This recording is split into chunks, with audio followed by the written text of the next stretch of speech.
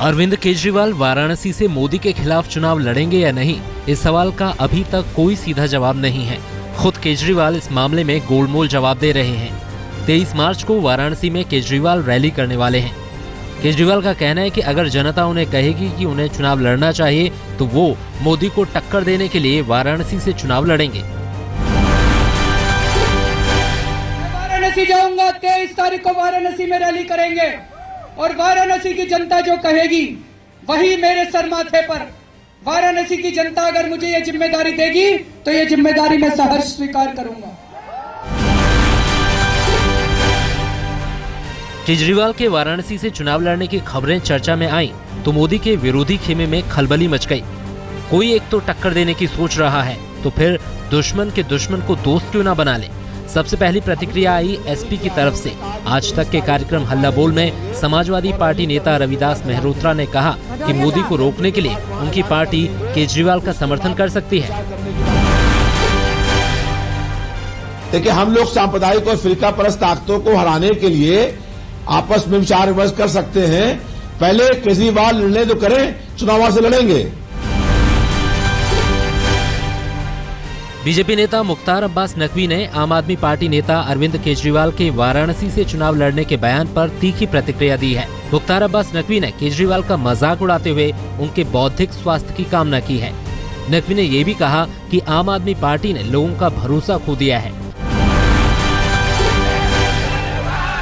भले ही आम आदमी पार्टी के नेता अरविंद केजरीवाल के बनारस से लोकसभा चुनाव लड़ने की घोषणा अभी तक नहीं हुई है, मगर वाराणसी की फागुनी बयार में अरविंद की सरगर्मी बढ़ती नजर आ रही है। आम आदमी पार्टी के कार्यकर्ताओं ने वाराणसी के आजाद पार्क में होली खेली और पटाखे जलाकर अरविंद केजरीवाल के वाराणसी से चुनाव लड़ने का स्वागत किया और खुशी जाहिर की। वाराणसी से बीजेपी के पीएम पद के उम्मीदवार नरेंद्र मोदी के चुनाव लड़ने की खबर के बाद वाराणसी में लोगों ने नरेंद्र मोदी को वाराणसी की लोकसभा सीट से जीत दिलाने के लिए यज्ञ और हवन पूजन कर भगवान से नरेंद्र मोदी की विजय की कामना की। इसके साथ ही बीजेपी के कार्यकर्ताओं ने भी सड़क पर उतरकर मोदी के पक्ष में जमकर नारेबाजी की। 1984 के दंगों पर राहुल गांधी के बयान के बाद अकाली दल नेता हरसिमरत कौर बादल ने कहा है कि 1984 में हुए नरसंहार के बाद सिखों को माफी नहीं, इंसाफ की जरूरत है। कौर ने राहुल से पूछा कि सज्जन सिंह जैसे दूसरे आरोपियों के साथ राहुल गांधी ने क्या किया। राहुल गांधी के यूपीए 3 की सरकार बनने के दावे को भी हरसिमरत कौर ने मुंगेरी लाल का हसीन सपना बताया। राहुल गांधी के बयान की निंदा बीजेपी ने भी की है। बीजेपी उपाध्यक्ष रविशंकर प्रसाद ने कहा है कि जिस एसआईटी की रिपोर्ट को सुप्रीम कोर्ट ने माना, राहुल गांधी उसे नहीं मानते।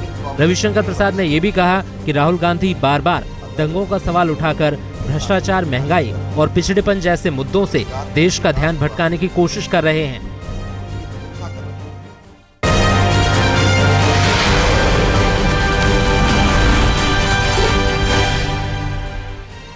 तोड़फोड़, नारेबाजी और कोहराम का ये आलम रायपुर में कांग्रेस मुख्यालय का है। आलाकमान के ढुलमुल रवैये से कांग्रेस कार्यकर्ताओं का गुस्सा बेकाबू हो गया। दरअसल कांग्रेस ने अपनी पहली सूची में रायपुर लोकसभा सीट से छाया वर्मा को अपना उम्मीदवार बनाया था। हफ्ते भर बाद पार्टी आलाकमान ने छाया वर्मा की उम्मीदवारी रद्द कर पार्टी विधायक और पूर्व मंत्री सत्यनारायण शर्मा को अपना उम्मीदवार बनाया। शर्मा भी हफ्ते भर तक अपने पक्ष में प्रचार करते रहे, लेकिन एकाएक पार्टी ने सत्यनारायण शर्मा की उम्मीदवारी को रद्द करते हुए एक बार फिर छाया वर्मा को अपना उम्मीदवार घोषित कर दिया। नाराज कार्यकर्ताओं ने पार्टी पदाधिकारियों के केबिन में अंडे फेंके और कुर्सी टेबल तक तोड़ डाले।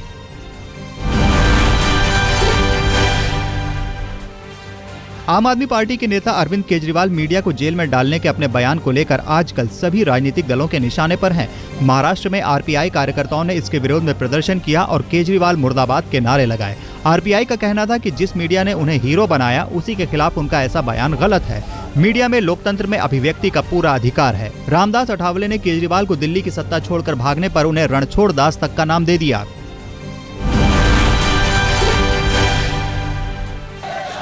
यूपी की देवरिया सीट से बीजेपी के कलराज मिश्र को टिकट मिलने पर बीजेपी के पूर्व प्रदेश अध्यक्ष सूर्य प्रताप शाही के समर्थकों ने मोर्चा खोल दिया है। जगह जगह राजनाथ सिंह के पुतले फूंके जा रहे हैं। कई पदाधिकारियों ने अपने पद से इस्तीफा भी दे दिया है।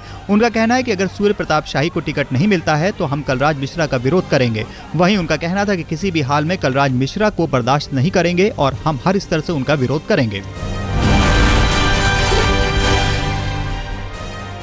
मेरठ से कांग्रेस की उम्मीदवार और बॉलीवुड एक्ट्रेस नगमा रविवार को कांग्रेस कार्यकर्ताओं से मिलने पहुंची। नगमा के साथ फोटो खिंचवाने के लिए जैसे मंच पर कांग्रेस के स्थानीय नेताओं में भगदड़ सी मच गई। नगमा ने लोगों से कहा कि वो बाहरी उम्मीदवार नहीं है बल्कि भारत की बेटी हैं और मेरठ भारत का हिस्सा है। नगमा ने हालिया दंगों पर अफसोस भी जताया, लेकिन मीडिया के सवालों के जवाब में वो झल्ला पड़ी। भोजपुरी स्टाइल में उत्तर भारतीयों के बीच खास पहचान बनाने वाले मनोज तिवारी को बीजेपी ने उत्तर पूर्वी दिल्ली से अपना उम्मीदवार बनाया है। मनोज तिवारी अपने गानों के लिए खास तौर पर मशहूर हैं। मनोज तिवारी अपने ही अंदाज में कांग्रेस और केजरीवाल पर निशाना जरूर साध रहे हैं, तो उनके सामने दिल्ली वालों को ये समझाने की भी चुनौती है कि वो बाहरी उम्मीदवार नहीं है। होली से एक दिन पहले चुनाव प्रचार के दिन मनोज तिवारी ज्यादातर लोगों को ये बताते दिखे कि दिल्ली से उनका रिश्ता काफी पुराना है। 20 साल से दिल्ली में हूँ, तो बाहरी का तो मुझे पता नहीं। मैं दिल्ली का ही वोटर हूँ, आपकी जानकारी के लिए। दूसरी बात कि दिल्ली हमारे देश की राजधानी है और मैं दिल्ली में आज से नहीं, मैं 28 साल से दिल्ली में हूँ। आपको बताऊँ, मेरा पूरा कैरियर यहीं शुरू हुआ, गाना यहीं गाना शुरू किए, तो मैं दिल्ली को बहुत लोगों से ज़्यादा जानता हूँ और यहाँ का हूँ मैं।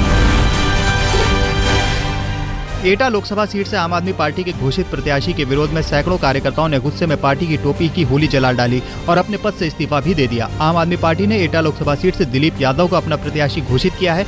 आरोप है कि अरविंद केजरीवाल ने उम्मीदवार चुनने के नाम पर फॉर्म भरवाने और चयन प्रक्रिया के नाम पर तमाशा तो पूरा किया, लेकिन टिकट 15 लाख रुपए में बेच दी।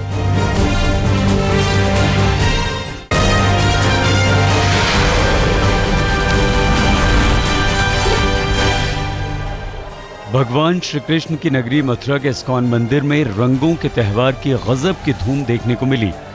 त्यौहार के रंगों में हर चेहरा इस कदर रंगा था कि जात और मजहब का हर अंतर खत्म हो जाए। हवाओं में उड़ता हुआ गुलाल, पिचकारियों से छूटता हुआ पानी, हर शख्स मदमस्त। इस्कॉन मंदिर में हर साल खेले जाने वाली होली में हजारों लोग भगवान श्री कृष्ण के दर्शन के लिए पहुंचे।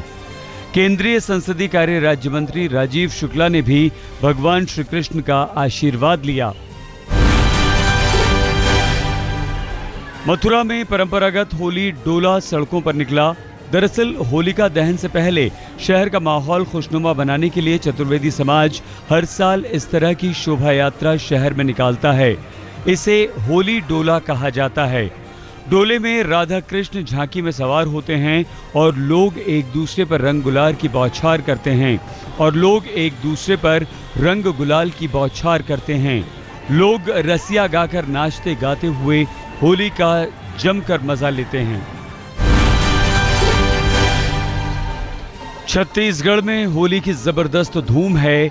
यहाँ सालों पुरानी फाग गायन की परंपरा को पुनः जीवित करने की कोशिश की जा रही है। गली चौपालों में सज रही फाग की महफिल में हुरियारे प्रेम और भाईचारे का संदेश दे रहे हैं। रायपुर की कई गली और कई चौराहे, नुक्कड़ और चौपालों में इन दिनों फाग की महफिल गुलजार हो रही है। पूरा माहौल हुरियारों की मौज मस्ती से सराबोर है। इस महफिल को देखकर लोगों की उस गुजरे वक्त की याद तरोताजा हो जाती है जब सालों पहले इनका इलाका होली के पहले ही फाग की मस्ती में डूब जाया करता था। ये जो जगह जो है जहाँ पर सिर्फ भाईचारा और आपस में प्रेम और आपस में एक दूसरे का सम्मान और वो जो एक अद्भुत उमंग के साथ में जो कर रहे हैं, really it is splendid. Dhulandi से एक दिन पहले होली का त्यौहार देश भर में मनाया गया। बीती रात देश के अलग अलग हिस्सों में होलिका दहन के कार्यक्रम हुए। पूजा पाठ के बाद होलिका दहन किया गया। होलिका दहन को बुराई पर अच्छाई की जीत का प्रतीक माना जाता है। मान्यता है कि राजा हिरण्यकश्यप की बहन का नाम होलिका था, जिसे कभी न जलने का वरदान था। प्रहलाद का अंत करने के लिए वो उसे अपनी गोद में लेकर आग में बैठ गई थी। इसी कहानी से जोड़कर होलिका का दहन किया जाता है। होली के रंगों के बीच बरेली में पिछले 154 सालों से राम बारात निकाली जाती है। होली पर इस तरह का आयोजन पूरे भारत में केवल बरेली में होता है। इस साल भी बमनपुरी के नरसिंह मंदिर से राम बारात निकाली गई, जिसकी शुरुआत बरेली के सांसद प्रवीण सिंह एरन ने देवताओं के पूजन के साथ की। राम बारात बमनपुरी से शुरू होकर बिहारीपुर, श्यामगंज समेत शहर के अहम रास्तों से होते हुए गुजरी, जहां लोगों ने रंग और फूल बरसाकर श्री राम बारात का स्वागत किया। बारात में श्री राम लक्ष्मण की वेशभूषा धारण किए हुए झांकियां भी शामिल थीं। होली के मौके पर दार्जिलिंग में वसुंधरा बसंतो महोत्सव हुआ। मेले में हजारों लोगों ने शिरकत की। रंगों के त्यौहार को मनाने के लिए हर कोई मदमस्त दिखाई दिया। रंग और गुलाल एक दूसरे को लगाकर लोगों ने होली की एक दूसरे को बधाइयां दी। वहीं मेले में बंगाल की संस्कृति की झलक भी देखने को मिली। क्षेत्रीय परिधानों में सजी महिलाओं ने बंगाली गानों पर थिरक कर सांस्कृतिक कार्यक्रम भी पेश किए।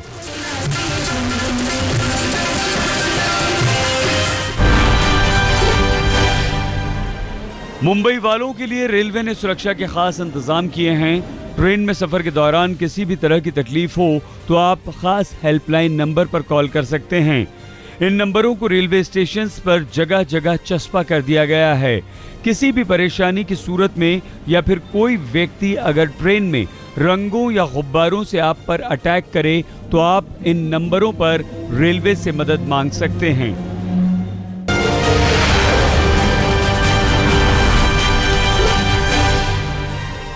बांग्लादेश में रविवार को वर्ल्ड टी20 की शुरुआत हो गई। पहला मुकाबला बांग्लादेश और अफगानिस्तान के बीच खेला गया, जिसमें बांग्लादेश ने अफगानिस्तान को 9 विकेट से हरा दिया। पहले बल्लेबाजी करने उतरा अफगानिस्तान महज 72 रनों पर ही ढेर हो गया। जवाब में बल्लेबाजी करने उतरी बांग्लादेश की टीम ने 12 ओवर में ही 1 विकेट खोकर 78 रन बना लिए। अनामुल हक 33 गेंदों पर 44 रन बनाकर नॉट आउट रहे।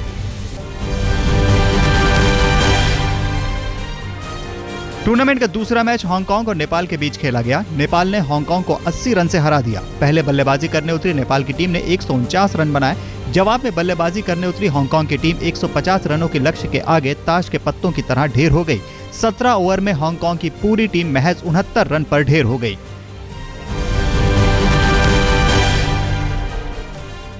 वर्ल्ड टी20 चैंपियनशिप में आज भी 2 मुकाबले खेले जाएंगे। पहला मुकाबला आयरलैंड और जिम्बाब्वे के बीच होगा, जबकि दूसरा मुकाबला नीदरलैंड और यूएई के बीच खेला जाएगा। पहले राउंड के मुकाबले 20 मार्च तक चलेंगे, जबकि दूसरे राउंड की शुरुआत 21 मार्च को भारत और पाकिस्तान के बीच होने वाले मैच से होगी। भारतीय टीम ने टी20 मुकाबले के लिए नेट्स पर पसीना बहाना शुरू कर दिया है।